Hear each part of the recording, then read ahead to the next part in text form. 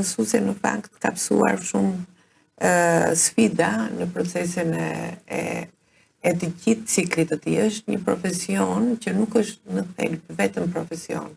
por është profesion misionari, që do të thotë, mësuesi nuk është vetëm ai individ i cili të mëson një shkencë të caktuar,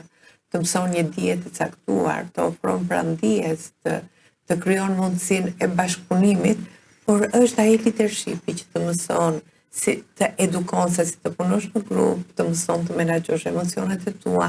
të mëson të mos bulizosh dikë tjetër, të mëson të kuptosh që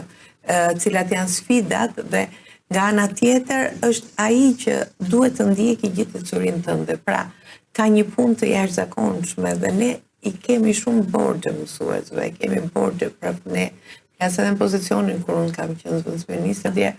më kujtohet kur kam në parlament, kur kam qenë në Komisionin e Edukimit, kam thënë që ne duhet të ndërtojmë brenda ligjit të arsimit parauniversitar vendosjen e një statusi për mësues, që do të thotë statusi i mësuesit është ai